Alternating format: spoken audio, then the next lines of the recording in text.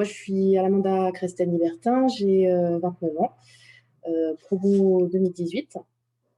Et je suis arrivée en M216 après un M1 Messi que j'ai rejoint après une petite pause dans mes études que j'avais réalisées afin de savoir vers quoi je voulais me diriger. Donc, j'ai multiplié différentes expériences professionnelles pour faire le point sur ce que je voulais et ce que je ne voulais pas. Et une fois que j'ai eu terminé de faire le point, j'ai regardé les formations qui étaient proposées en région parisienne, parce que c'est là que j'habite, et j'ai porté mon intérêt sur le Master 1 métier des études, du conseil et de l'intervention, à la suite duquel j'ai voulu rentrer en Master 16 parce que son contenu me parlait plus que celui des autres débouchés possibles après le N1 Messi. J'avais un intérêt pour tout ce qui concernait les ressources humaines au sens organisationnel et l'économie. Et donc, j'ai voulu faire cette formation pour continuer dans un domaine qui me plaisait et qui me motivait. Et donc, je suis rentrée donc, en septembre 2017 en Master 16. En parallèle, j'étais en alternance au sein du cabinet de conseil Sodi qui depuis a été absorbé au sein de Sémaphore dans un service d'études. Et j'ai découvert le métier de chargée d'études que j'ai conservé jusqu'à aujourd'hui parce que même si j'ai changé d'entreprise, j'ai voulu rester sur ce type de métier qui me plaît beaucoup.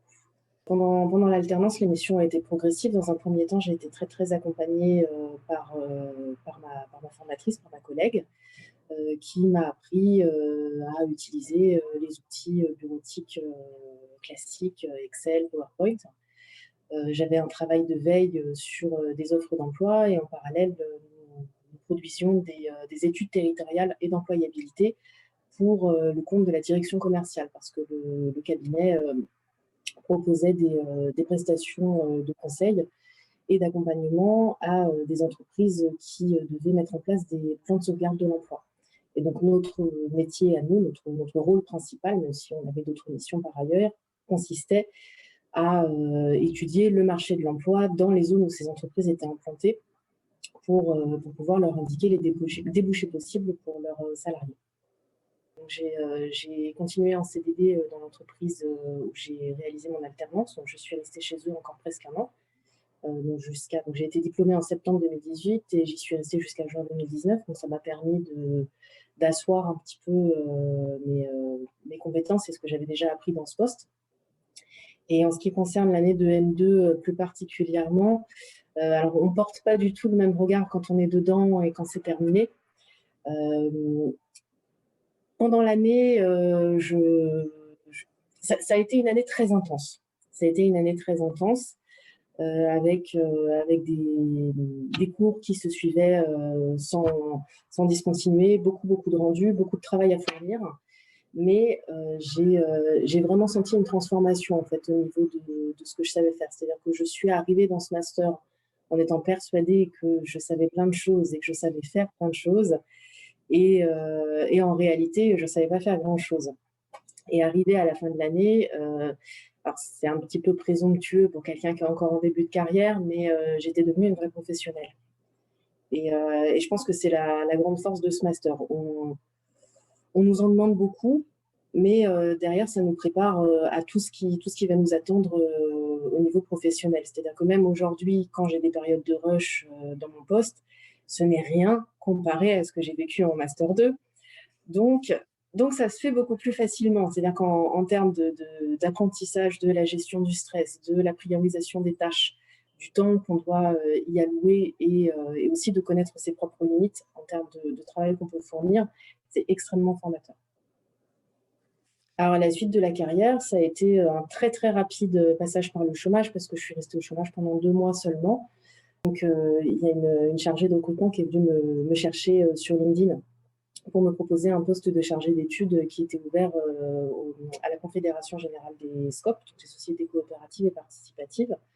Un poste principalement quantitatif. Au quotidien, je m'assure de la qualité des données et le service études a pour mission principale la production des chiffres annuels du mouvement, ce qui nous demande un travail toute l'année. parce que nous avons un certain nombre de données à récupérer. On travaille en réseau. Il y a beaucoup de coopératives avec des données très variées, donc il faut qu'on puisse consolider tout ça et les utiliser derrière pour principalement faire du lobbying qu'on appelle plaidoyer chez nous, mais ça sert à défendre la cause des coopératives auprès des différentes institutions. Pour ce qui est des études, il y a deux pendants principaux aux études. Il y a le quantitatif et le qualitatif. Alors, le qualitatif a cet avantage qu'on a la possibilité, quand on fait des entretiens, quand on fait des observations, ce type d'exercice-là, d'entrer en contact avec des personnes et avec des histoires qu'on n'aurait probablement jamais rencontrées. Donc, c'est très enrichissant de ce point de vue-là. Pour le quantitatif, moi, j'y vois quelque chose de beaucoup plus ludique, où il y a un travail presque d'investigation. Là, je vous parle de mon poste aujourd'hui, où il faut trouver les données qui ne sont pas les bonnes, pour ensuite trouver les données qui sont les bonnes, pour être au plus proche de la réalité. Euh, et quand on doit présenter ces données-là, il faut que ça soit compréhensible pour tout le monde et intéressant. Et présenter des chiffres, c'est rarement fascinant pour l'auditoire. Donc, il faut trouver une manière de trouver ça ludique et percutant. Et ça, c'est quelque chose que je trouve intellectuellement très stimulant. Pour le moment, je me vois surtout continuer au mouvement coopératif. Pendant combien de temps je ne saurais pas vous dire actuellement. Je n'ai pas terminé. Hein, ça fait un an et demi que j'y suis, mais je n'ai pas terminé de faire le tour de mon poste. Il y a encore beaucoup de choses que je dois découvrir, même si je commence à être bien installée.